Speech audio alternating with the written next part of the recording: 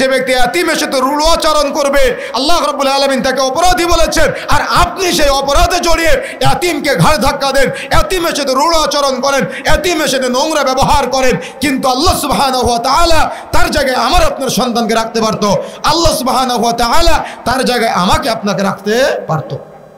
কিন্তু আল্লাহর এই দয়াটা আমরা বুঝি নাই, আল্লাহর এই মায়াটা আমরা বুঝি নাই। আল্লাহ দয়া করেছেন, একটা ছেলে ইয়াতীম হয়ে গিয়েছে, আপনি তার জমিটা ফাঁকি দেওয়ার চেষ্টা করেন। একটা ছেলে ইয়াতীম হয়ে গেছে, আপনি তার সম্পদটা ফাঁকি দেওয়ার চেষ্টা করেন। ইসলামী শরীয়তের মিরাস বন্টন অনুযায়ী আপনি সম্পত্তি ভাগ না করে ফাঁকি দেওয়ার চেষ্টা করেন। দেখেন আমাদের সমাজে একজন পুরুষ মানুষ যদি 2টা বিবাহ করে, 2জন স্ত্রী 4টা সন্তান থাকে, এই সন্তানদের কি ভাই বলা হয়? কি ভাই বলা হয়? সৎ ভাই বলা হয়। আসলে কি তারা সৎ ভাই? সম্পত্তিকে সৎ ভাইয়ের হিসেবে ভাগ হবে? কি মনে হয় তাহলে আপনারা সৎ ভাইয়ের হিসেবে যার মা মারা গিয়েছে তাকে ঠকান কেন? আমার কথা বুঝেন না মনে হয়। যার মা মারা গিয়েছে তাকে আপনারা ঠকান কেন? সৎ ভাই বলে দূরে সরাইয়া দেন কেন? সে কি সৎ ভাই? ইসলাম কি তাকে সৎ ভাই বলেছে? সঠিক চিন্তা মনে রাখার চেষ্টা করবেন, ইসলাম তাকে সৎ ভাই বলে নাই। একজন পুরুষ মানুষ যদি 4টা বিবাহ করে, এই অত্র আয়াতে তাফসীরের মধ্যে আপনারা দেখতে পাবেন, একজন পুরুষ মানুষ 4টা বিবাহ করলে এই 4জন স্ত্রী যদি 2টা করে 8টা সন্তান থাকে, এই 8টা সন্তানই হলো আপন ভাই আপন বোন। কথা বুঝেন না মনে হয়? হ্যাঁ, আচ্ছা, মা বোনদের প্যান্ডেল যেখানে আছে আপনারা একটু এগিয়ে গিয়ে বসছেন, হয়তো পিছনে সম্ভবত জায়গা হচ্ছে না। প্রিয় বন্ধুরা আমার, যে কথা বলতে যাচ্ছিলাম, তাহলে ভালো করে তীক্ষ্ণ ব্রেন দিয়ে বুঝবেন, যদি একজন পুরুষ মানুষ 4টা বিবাহ করে আর 4জন স্ত্রীর 8টা সন্তান থাকে, এরা কি ভাই? কথা বলতেছেন না কেন? কি ভাই? আপন ভাই আপন বোন। কিন্তু সমাজের মানুষ কি বলে? সৎ ভাই সৎ বোন। এই যে সৎ ভাই সৎ বোন বলা হয়, এটা ঠিক না। কথা বুঝতে পেরেছেন? আপনার কাছে নতুন মনে হতে পারে, তবে এটা শরীয়তের বিধান। একজন ছেলের যদি মা মারা যায়, আমাদের সমাজের মানুষ বলে ও বড় ইয়াতীম হয়ে গেল, কিন্তু মা মারা গেলে ইসলাম তাকে ইয়াতীম বলে নাই। ইয়াতীমের শর্ত হলো মৌলিকভাবে 2টা। এক, নাবালক হতে হবে। একজন পুরুষ মানুষ 40 বছর বয়স, বাবা মারা গিয়েছে, বলতেছে আজকে আমি বড় ইয়াতীম হয়ে গেলাম, ওকে ইয়াতীম? এজন্য শর্ত হতে হবে 1 নম্বর নাবালক অবস্থায়। 2 নম্বর শর্ত যদি বাবা মারা যায়। কথা বুঝেন না মনে হয়? 1 নম্বর শর্ত নাবালক হতে হবে, 2 নম্বর শর্ত যদি বাবা মারা যায় তাহলে সে ইয়াতীম। তাহলে একজন ছেলে বা একজন মেয়ের যদি দেখা যাচ্ছে তার বাবা মারা যায়, তখন সে নাবালক যদি থাকে তাহলে সে ইয়াতীমের কাতারে আসবে। সুতরাং যে কথা বলতে চাই, এই মাসআলার ভিত্তিতে মনে রাখার চেষ্টা করতে হবে আমাদের, সর্ব অবস্থায় সর্বসাকুল্যে এটা মনে রাখতে হবে যে একজন পুরুষ মানুষের যদি 2টা 3টা 4টা স্ত্রী থাকে, তাহলে তাদের যতগুলি সন্তান হবে সবাই সৎ ভাই, কখনো বোন। আপনি এটা আপনার ছেলেকে শিখাবেন না ও তোমার সৎ ভাই, ও তোমার সৎ বোন।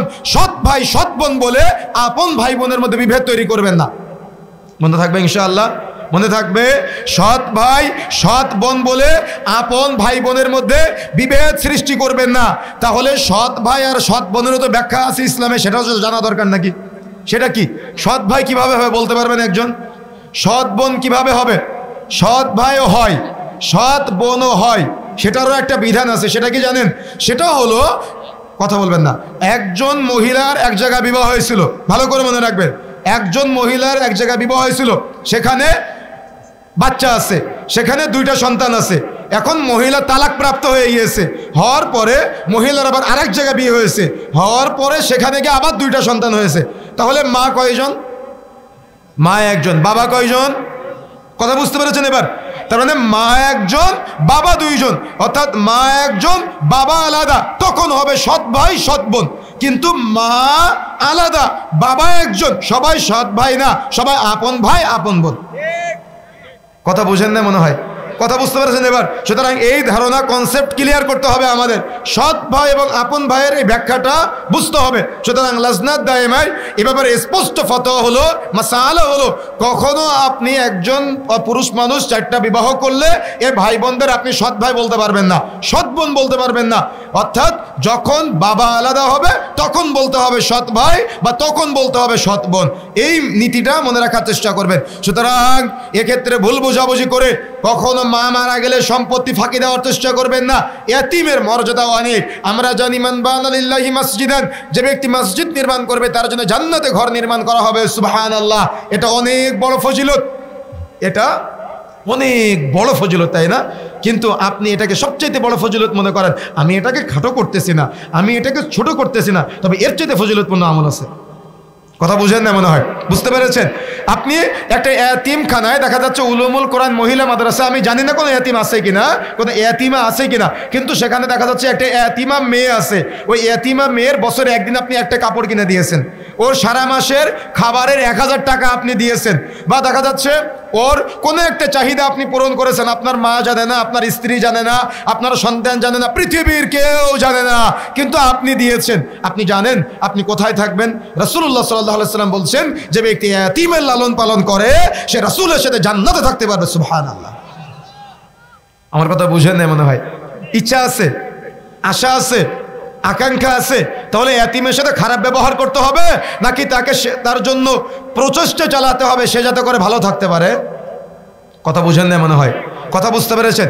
এই জন্য সুতরাং যত জায়গায় যত এতিম বিভাগ আছে, এতিমখানা আছে, সেখানে আপনি আপনার নিজ উদ্যোগে যে ওলামায়ে কেরাম আপনাকে কেন বলবে, আপনি নিজে যাবেন। আপনি রাসূলের সাথে জান্নাতে থাকার জন্য যদি আপনার আগ্রহ থাকে যে আমি রাসূলের সাথে জান্নাতে থাকতে চাই, তাহলে আপনি নিজে যাবেন। নিজে গিয়ে আপনি সেখানে কোনো একটা এতিমের পুরো মাসের দায়িত্ব নেবেন, 1 সপ্তাহের দায়িত্ব নেবেন, অন্তত 1 দিনের দায়িত্ব নেবেন। পারবেন ইনশাআল্লাহ? চেষ্টা করতে পারবেন ইনশাআল্লাহ? চেষ্টা করতে হবে। তাহলে যদি আপনি জান্নাতে রাসূলের সাথে থাকতে চান, তাহলে এতিম লালন পালন করার চেষ্টা করতে হবে। সুবহানাল্লাহ, মনে থাকবে ইনশাআল্লাহ। সুতরাং প্রিয় বন্ধুরা আমার, আমাকে আপনাকে আপ্রাণ চেষ্টা করতে হবে। এখন আসুন 3 নম্বর আয়াতে আল্লাহ সুবহানাহু ওয়া তাআলা বলছেন, ওয়ালা ইয়াহুদ্দু আলা তুআমিল মিসকিন। অপরাধী হলো তারাই যারা মিসকিনকে খাদ্যদানে অনুৎসাহ প্রদান করে, মিসকিনকে খাদ্য দিতে চায় না। আরে মিসকিন তো বহু দূরের কথা, শহর থেকে আপনার মা আপনার বাড়িতে এসেছে, আপনার স্ত্রী চট করে বলতেছে, আম্মা বাড়িতে আসলে একটু ফোন দিয়ে আসতে পারতেন না? কি বলে কি না? আপনার কাছে এটা সহজ মনে হতে পারে, কিন্তু এটা সৌন্দর্য না ইসলামের।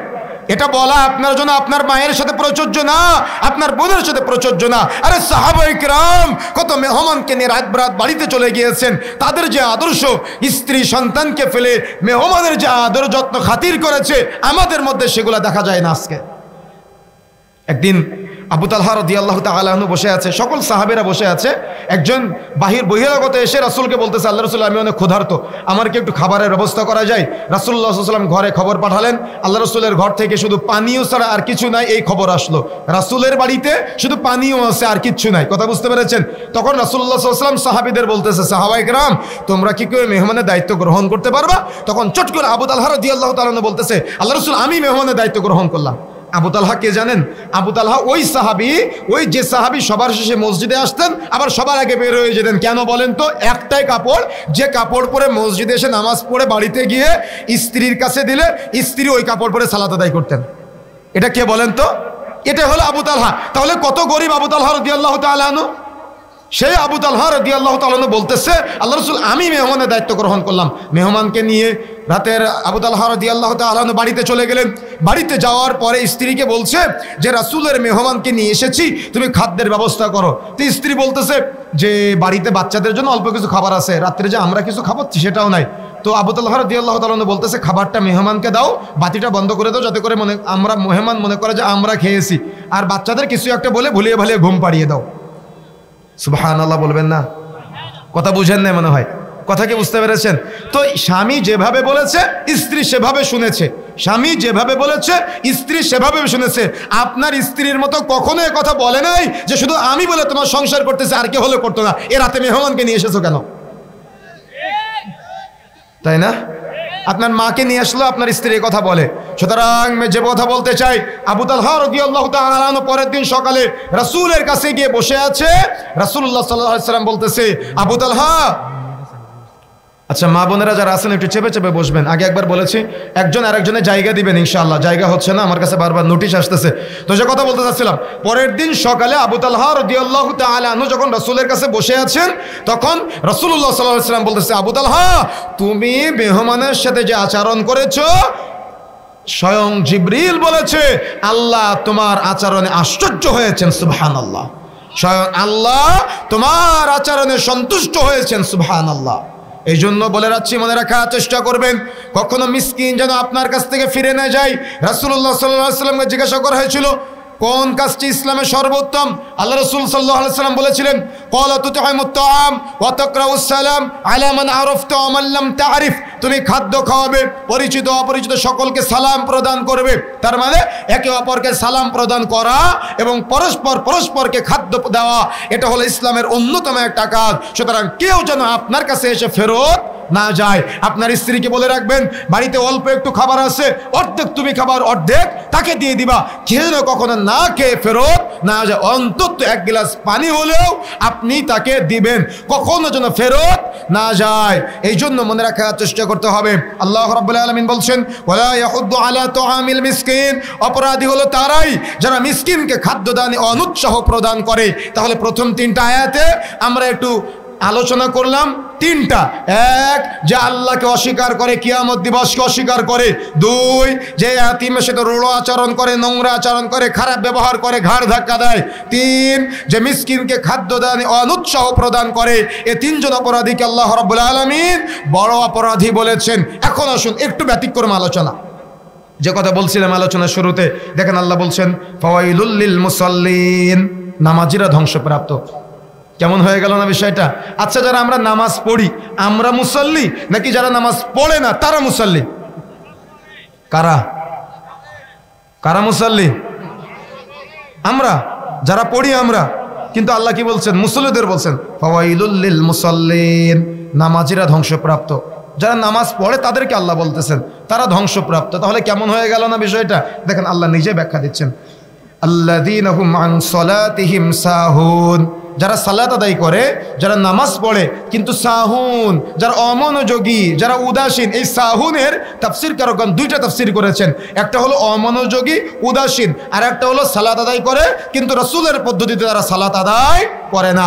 অমনোযোগী, উদাসীন, সালাতের মধ্যে কি তিলাওয়াত করে কিছুই বুঝে না। যেমন আমি যদি একটু জিজ্ঞাসা করি আপনাদের কাছে, একটু হাত উঠাবেন সবাই, আমার সামনে যারা আছেন, সাজদায় গিয়ে যে আপনারা সুবহানাল আলা পড়েন, কথা বলেন, সুবহানাল আলা পড়েন। এখন হাত উঠাবেন যারা অর্থ জানেন। আমি একজনকে জিজ্ঞাসা করব, সুবহানাল আলার অর্থ কয়জন জানেন? সুবহানাল আযীমের অর্থ কয়জন জানেন? বৈঠকে বসে আত্তাহিয়াতু দুরূদ শরীফ দোয়া মাসুরা, এটার অর্থ কয়জন জানেন? তাহলে সাহুন কারা? কি বাহিরের মানুষ যারা মাহফিল শুনতে আসে নাই তারা না? আমরা তো আমাদের সংসদের জন্য এসেছি, তাই না? লজ্জা পাওয়ার কিছু নাই, কষ্ট পাওয়ার কিছু নাই। আলেম ওলামা আপনার কাছে কেন যাবে? আপনি জানেন না, আপনি আলেমের কাছে আসবেন, আপনি ইমাম সাহেবের কাছে গিয়ে জিজ্ঞাসা করবেন, আপনি জানার চেষ্টা করবেন। আপনাকে জোর করে জানাতে হবে? আপনার এখনো সুবহানাল আলা শব্দের অর্থ জানেন না, জুমার দিন সবার শেষে মসজিদে যান কোন লজ্জায়? সুবহানাল আযীম শব্দের অর্থ জানেন না, আপনি জুমার দিন সবার শেষে মসজিদে যান কেন? সবার আগে মসজিদে গিয়ে ইমাম সাহেব কি বলে, কি পড়ে, সেটা আপনাকে আমাকে শিক্ষা অর্জন করতে হবে না? তালিমে অংশগ্রহণ করতে হবে না? এখন আমি যদি আপনাকে বলি, আপনি 10 বছর বয়স, আপনার এখনো সুবহানাল আলা শব্দের অর্থ জানেন না, এ 50 বছরের জীবনে সফলতা কি আপনার? 40 বছর বয়স আপনার, এ 40 বছর বয়সে আপনি এখন দোয়ায় মাসুরার অনুবাদ জানেন না। আপনারা 40 বছর বয়সের বা জীবনের সফলতা কি? ঠিকই তো আগামীকাল সকালে চায়ের দোকানে বসে বক্তব্যের সমালোচনা করবেন। বক্তব্যের সমালোচনা করার যোগ্যতা আছে আপনার? আপনি তো সুবহানাল আলা শব্দের অর্থ জানেন না। কথা বুঝেন না মনে হয়? কথা বুঝতে পেরেছেন? এই জন্য সতর্ক হতে হবে, সাবধান হতে হবে।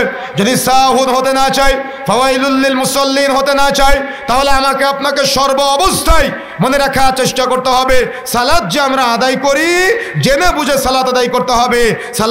সালাতে কি তিলাওয়াত করলাম সেটা জেনে বুঝে তিলাওয়াত করতে হবে। আল্লাহর কাছে কি চাইলাম সেটা জেনে বুঝে চাইতে হবে। আপনি একদিন চেয়ে দেখেন না নামাজে কত তৃপ্তি পান আপনি, কিন্তু নামাজে তৃপ্তি পাই না। আমাদের মসজিদের মুসল্লিরা সালাত আদায় করে প্রশান্তি পায় না। কেন?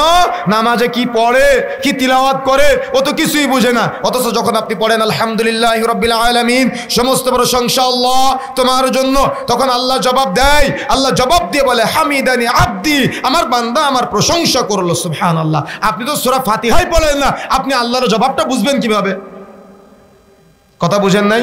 অথচ রাসূলুল্লাহ সাল্লাল্লাহু আলাইহি ওয়াসাল্লাম বলছেন, সহিহ বুখারী পর্ব 10 অধ্যায় 95 হাদিস নম্বর 756, লা সালাতা লিমান লাম ইয়াকরা বিফাতিহাতিল কিতাব, যে ব্যক্তি নামাজে সালাতে সূরা ফাতিহা পাঠ করবে না তার সালাতই হবে না। অর্থাৎ ফরজ সালাত আদায় করছেন, সূরা ফাতিহা পাঠ করতে হবে। সুন্নাত সালাত আদায় করছেন, সূরা ফাতিহা পাঠ করতে হবে। ভিতরের সালাত আদায় করছেন, সূরা ফাতিহা পাঠ করতে হবে। ইস্তেসকা সালাত আদায় করছেন, সূরা ফাতিহা পাঠ করতে হবে। ইস্তেখারা সালাত আদায় করছেন, সূরা ফাতিহা পাঠ করতে হবে। জামাতে সালাত আদায় করছেন, সূরা ফাতিহা পাঠ করতে হবে। একাকী সালাত আদায় করছেন, সূরা ফাতিহা পাঠ করতে হবে। যে সালাতই আদায় করেন না কেন, প্রত্যেক সালাতের প্রত্যেক রাকাতে সূরা ফাতিহা পাঠ করতেই হবে। সূরা ফাতিহা ছাড়া নামাজই হবে না। কিন্তু আপনি তো সূরা ফাতিহাই পাঠ করেন না। কথা বুঝেন না মনে হয়? কথা বুঝতে পেরেছেন?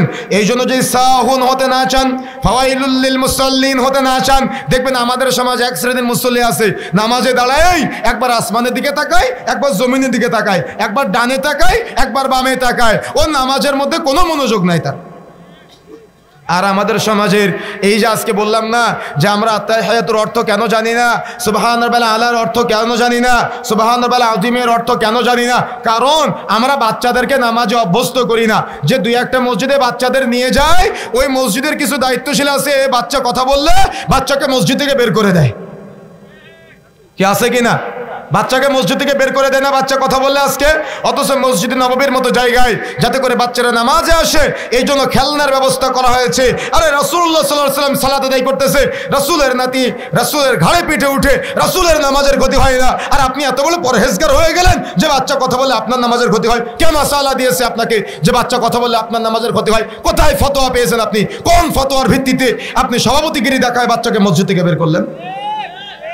কে অনুমতি দিয়েছে আপনাকে? বাচ্চাকে মসজিদ থেকে বের করলেন কেন?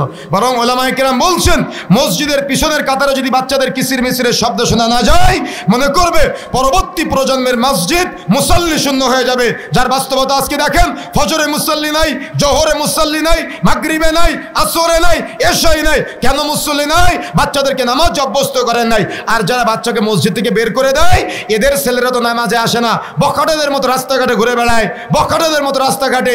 এদের ছেলেদের দেখলে চুলের মধ্যে সামনে এক কালার, পিছনে এক কালার, ডানে এক কালার, বামে এক কালার। এদের ছেলেকে দেখলে মুসলমানের ছেলে মনে হয় না। এরা আবার মসজিদ থেকে বাচ্চাদের বের করে দেয়। আশ্চর্য হিসাব। অতি সুফিগিরি দেখায়, অতি পরহেজগারিতে দেখায়, অতি আল্লাহওয়ালা দেখায়, অতি তাকওয়াশীলতা দেখায়। আপনাকে কে মাসালা দিয়েছে বাচ্চা কথা বললে আপনার নামাজের ক্ষতি হবে? আপনি তো ভুল করেন। বাচ্চাদেরকে এক কর্নারে দেন কেন? বড়দের মাঝখানে ঢুকায় নেবেন, তাহলে তারা কথা বলার সুযোগ পাবে না। এক কর্নারে দিয়ে দিলে তারা তো কথা বলবেই। এই জন্য বাচ্চাদেরকে মসজিদে সালাতের প্রশিক্ষণ দিতে হবে। 7 বছর বয়সে এই সালাতের ব্যাপারে রাসূলুল্লাহ সাল্লাল্লাহু আলাইহি ওয়াসাল্লাম বলছেন, মুরু আওলাদাকুম বিসসালাতি হুম আবনাউ 7 সিনিন। তোমাদের সন্তানদের বয়স যখন 7 বছর, তখন তাদেরকে সালাতের প্রশিক্ষণ দাও। তার মানে 7 বছর বয়সে সালাতের জন্য প্রশিক্ষণ দিতে হবে। 10 বছর বয়সে সালাত আদায় না করলে প্রয়োজনে প্রহার করতে হবে, বিছানা পৃথক করে দিতে হবে। আলোচনার শেষ পর্যায়ে চলে এসেছি। আমি শুধুমাত্র মূল কথাগুলো বলেই শেষ করে দিচ্ছি। আল্লাহ রাব্বুল আলামিন বলছেন, আল্লাযীনা হুম ইউরাউন, অপরাধী হলো তারাই যারা লোক দেখানোর জন্য সালাত আদায় করে। তার মানে ওই যে ফাওয়াইলুল লিল মুসাল্লিন, ধ্বংসপ্রাপ্ত নামাজীদের মধ্যে আমরা আরেকজন পেলাম যারা লোক দেখানোর জন্য নামাজ পড়ে। এশার নামাজে মুসল্লি নাই, কিন্তু তারাবির নামাজে মসজিদে জায়গা ধরে না। কথা বুঝেন না মনে হয়? জোহরের নামাজে মুসাল্লি নাই, কিন্তু তারাবির নামাজে জায়গা ধরে না। চিন্তা তার মানে এমন যে তারাবি না পড়লে রোজাই হবে না, এই জন্য ফরজ নামাজ বাদ দিয়ে তারাবি পড়তে যায়। আর যে 2-1 সালাত আদায় করে, যদি ইমাম সাহেব পাশে থাকে 2 রাকাত নামাজ 4 মিনিট, আর পাশে কেউ না থাকে 2 রাকাত নামাজ 1.5 মিনিটে হয়ে যায়। কি তাই না? এই জন্য প্রিয় বন্ধুরা আমার, আমাকে আপনাকে যে ইবাদাতই আপনি করেন না কেন, প্রত্যেক ইবাদাতের ক্ষেত্রে আমাকে আপনাকে সর্বাবস্থায় মনে রাখতে হবে অপরকে দেওয়া থেকে বিরত থাকে। এই 6 শ্রেণীর অপরাধীদের কাতারে যদি আমরা কেউ পড়ে যাই, তাহলে সংক্ষিপ্ত সময়ের আলোচনা থেকে আমরা যে শিক্ষা অর্জন করলাম, আমাদের তওবা করে ফিরে আসার জন্য আপ্রাণ চেষ্টা করতে হবে। পারবো ইনশাআল্লাহ? কথা বলেন, পারবো ইনশাআল্লাহ? চেষ্টা করতে হবে। আল্লাহ অপরাধী বলেছেন, আপনি পার পেতে পারবেন না। এই জন্য আল্লাহ সুবহানাহু ওয়া তাআলা যাকে অপরাধী বলেছেন, সে হলো বড় অপরাধী। সুতরাং অপরাধীদের তালিকায় যদি আমাদের নাম চলে আসে, আমাদের কিন্তু কিয়ামতের মাঠে জান্নাত তো অনেক কষ্টকর হয়ে যাবে, কঠিন হয়ে যাবে।